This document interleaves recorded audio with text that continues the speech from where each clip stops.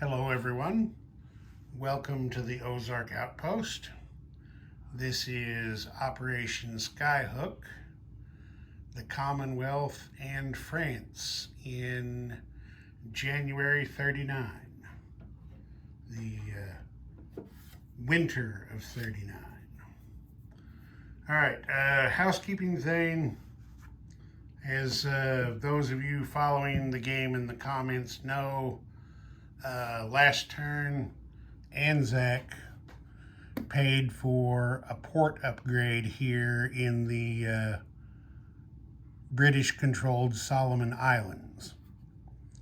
The more I have thought about this and reading people's comments on YouTube, and with the discussion that the Skyhook Players Association has conducted on the matter, I've decided that this is probably internal lend-lease within the Commonwealth, which is not allowed. So I am withdrawing the port upgrade. The $4 that Anzac spent has been refunded to them, and we're just going to go on. Okay, so now that that's done, let's get going with the turn proper. Come over here. There we go. As you can see here, the Commonwealth this time with their 2 tech rolls, they're going to go back once again and try advanced ASW, and they're also going to try radar this time, because just remind everyone real quick, the technologies they have reached so far are all at stage 2, and of course, you know, they can't go beyond that until next turn. So we got to find something else to work on for the moment. So here we go. Both of these techs are 7 or better. And got a 9 on advanced ASW, so they finally got that one going. So there's stage 1 of that for the Commonwealth. All right, now let's go over here and look at the production chart. Zoom in a bit. I think we can see everything there. Okay. The British had 15 pounds in the bank to start the turn. They are spending 2 plus 1 extra on their turkey roll. They're also spending 7 on a destroyer for a total of 10, and they're saving 5. FEC had 7 rupees in their bank. They are spending 3 to start a minor shipyard, and the other 4 on another Gurkha. Anzac, after the refund, had $9 in their bank. They were spending 6 to start a battle cruiser and saving 3. Canada, 8 in their bank that they're going to save. They're not going to buy anything this round. Okay, so let's go over here and do our turkey roll. There we go. 4 or less. 8's not going to get it done. So we come down here, add 1 more to Turkey's bank, which by my count is now 14. And as you know from watching Hambone's videos, the Allies and the Axis are now tied with 3 influence points each. Comintern is still back here with 1. Okay, so we all know there's no combat because the British aren't at wartime income yet. So let's get on with our non-combat moves. These two fighters in northern England are going to fly down here to join this fighter in the Midlands. So we'll just get them out of there. Now we're going to have 3 fighters at this airfield in the Midlands. Okay, go this way and back up a bit. There we are. All right.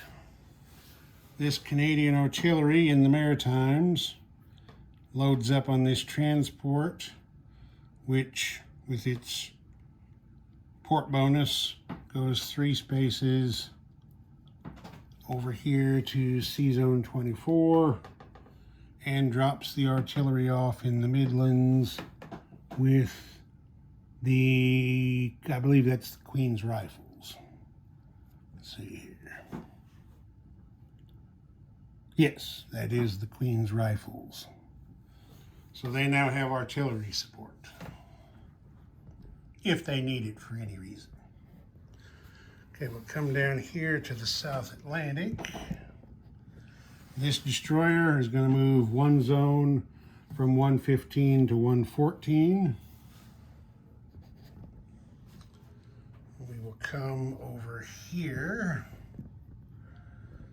As you can see up here, the Italians have built a couple of colonial infantries in Cyrenaica.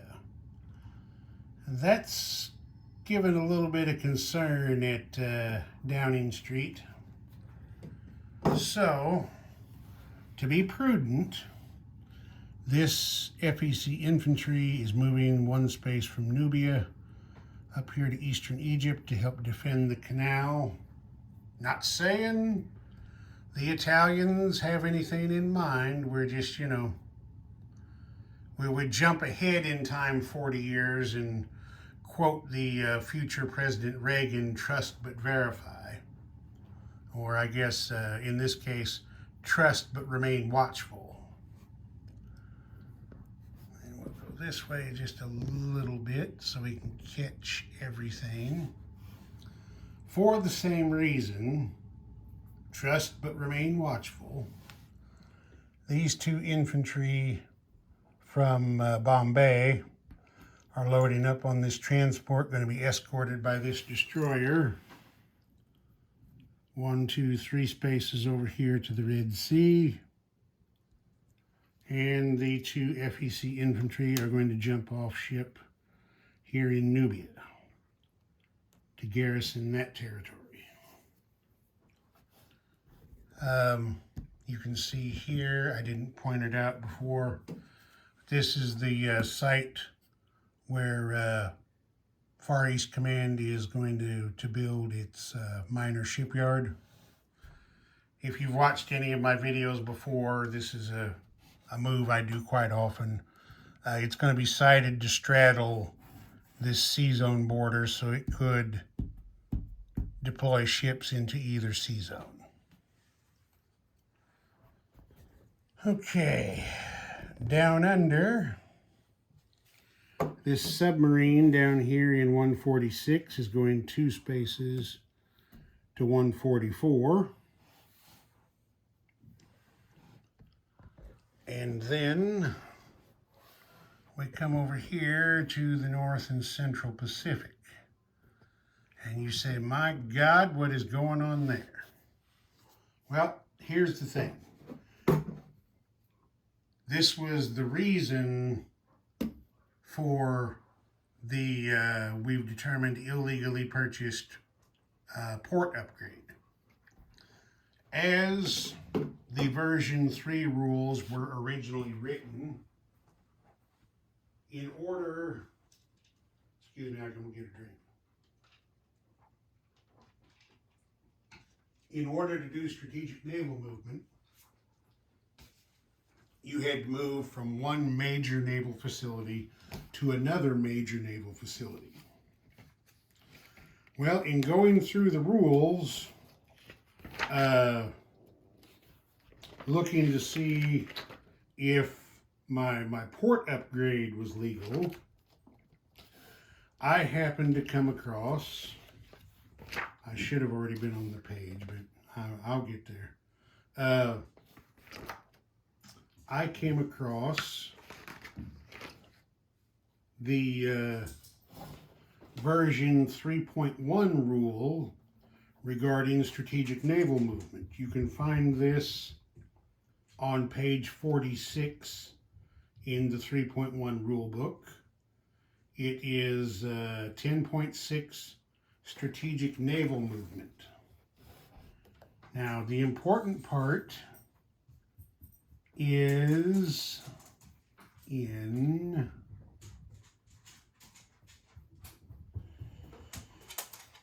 the the important part is in the 5th paragraph. It says all units must start and end their movement at any major or minor friendly shipyard, dockyard, or port. So, in 3.1, let me see if I can get it. There you go. There's the paragraph right there. In version 3.1 rules, it does not have to be major naval facilities. It can be either one. So, the upgrade wasn't necessary for what I intend to do. This transport up here in C-Zone 29 is loading the Patricias, I believe this is. Now, the destroyer cannot go with them as escort because strategic naval movement is transports and the units that they're hauling only. So, load up on the transport and 1, 2, 3, 4, 5 spaces from a major port in British Columbia to a minor port in the Solomon Islands.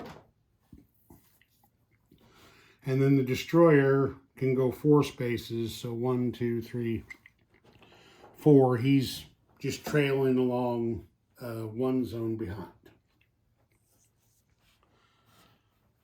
That's, you know, it never occurred to me that they would change that from version 3 to 3.1, but, you know, you just saw it in print. They did change it, so there we go. Strategic naval movement has gotten a little easier and a little cheaper.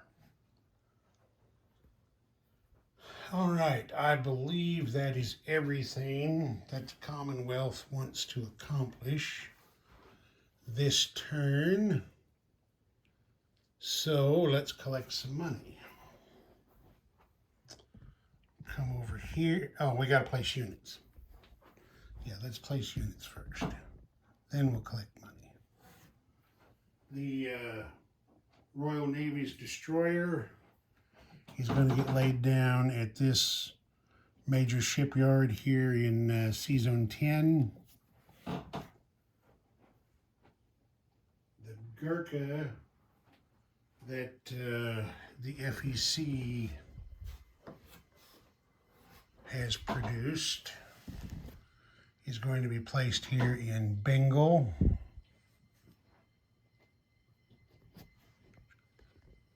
And that's that. The other two are multi-turn production. So let's back up there just a little bit. There we go. All right. British collect 15 plus the 5 they saved. Puts 20 pounds in their bank. FEC has 7. Anzac collects 5 plus the 3 they saved. Is giving them 8. Canada gets its $2 onto the 8 they saved, puts $10 in their bank. All right, I'll get France ready to go. Okay, here we go with France. They're going to try for long-range aircraft. That needs a 7. They missed with a 2. All right, let's get over here. The French had 11 francs in their treasury. They are spending 2 plus the extra 1 on a turkey roll. They're going to spend 4 on a legal major port upgrade. And they're spending 4 to lend lease another AA gun to KMT. That is 11, all of their money. So let's do the turkey roll. Looking for 4 or less. All right, let's eyeball this really good. That is a 1 that is slightly cocked. I think you can see that it is slightly cocked. So the other choices are a 2, which gets the turkey point, a 3, which gets the turkey point, and a 5, which does not. So I'm going to say 3 against 1. Guys, I think this is, I think that hits a turkey roll. I mean, it is cocked just slightly, but as I said, you got a 2 here and a 3 there and a 5 there, the other possibilities. So, yep, I'm thinking that's it. The Allies have scored their 4th influence point, so that France will now be the power controlling Turkey.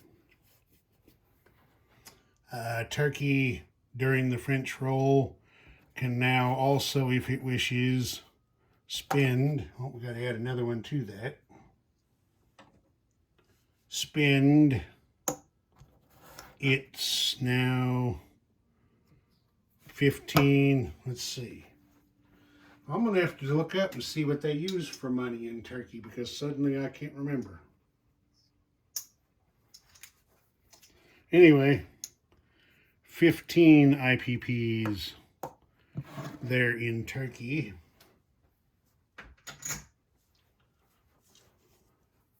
All right. Yeah, so I'll, just a second, I'll make a few changes.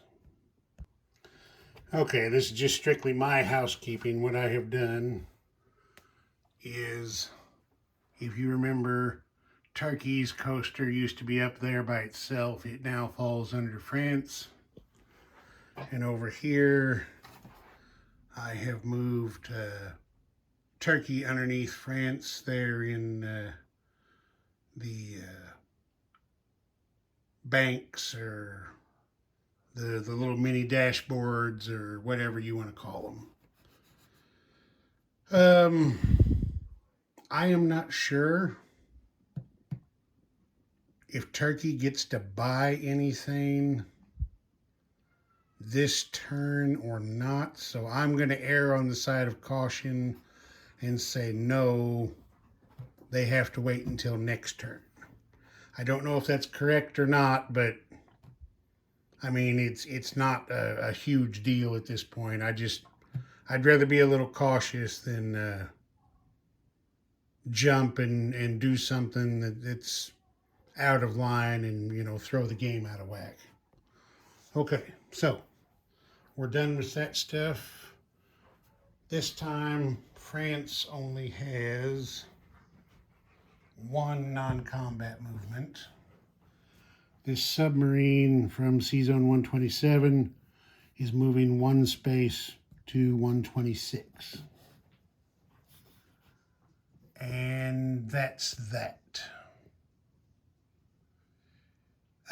Just to review for everyone to make sure we're all on the same page here, now that it kind of makes a difference. By my count, Turkey has 7 infantry in Istanbul, 1 artillery, 1 minor factory, 1 coastal gun sighted on C-Zone 52. 1 battle cruiser in C-Zone 52, 1 coastal sub in C-Zone 35, 1 fighter, 1 mountain infantry, and 1 artillery in, Anatolia, 1 militia, and 1 cavalry in Kars. Now, even though I'm saying Turkey can't produce anything this turn, I think they probably can do non-combat moves this turn. That's not allowing them to add anything more to what they already have. It just lets them redistribute a little bit. So, Turkey is going to have a bit of non-combat.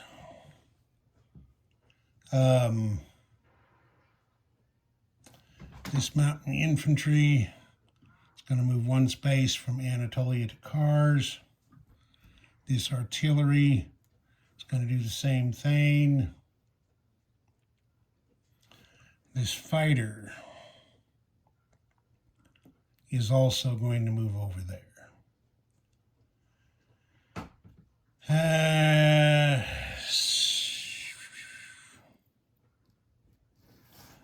5 of their infantry are going to move from Istanbul to Anatolia. I'll get a guy and redo the chips on that off camera.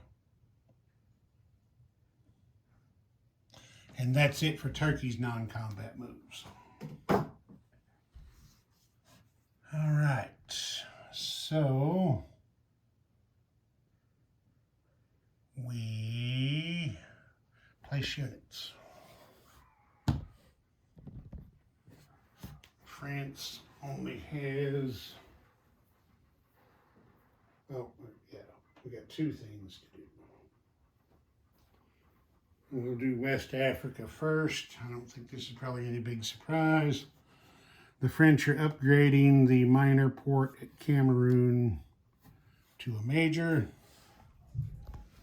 And then we come over here to the Burma Road, and another AA gun gets delivered to Yunnan, giving Chiang Kai-shek's boys a total of 5 now.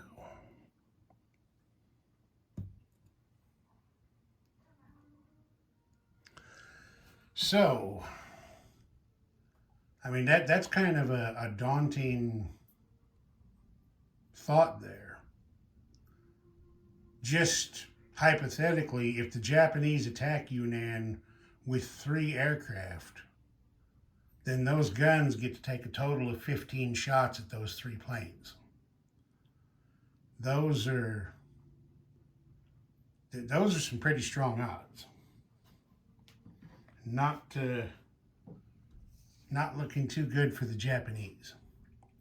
Oh, my phone has just told me that I'm down to 20% battery, so I better hurry up and get this done. Okay, so now we collect money. France is still collecting its 10. So there's their money. And Turkey collects 1 per turn, don't they? I better double check. Yes, at peacetime income, Turkey collects 1 each turn. So 1 more on them makes 16 in their bank. All right, real quick recap, since I've kind of gotten in the habit of doing that. There's the Allied Tech chart.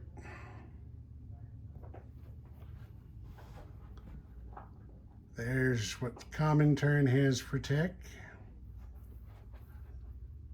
There's the Axis. I gotta make another change over here. I gotta get Turkey on the income chart at 1, okay. There's the income chart. Get the Germans in there, there we go. Show where everybody's at. And I think that's gonna do it. Did I forget anyone? Yep, I did. I tried to forget Abyssinia's recruitment roll again. Nothing's happening down there, but they are still at war, so they still get that roll. Missed with a 7. Okay, that's gonna do it. Ozark Outpost. Over and out.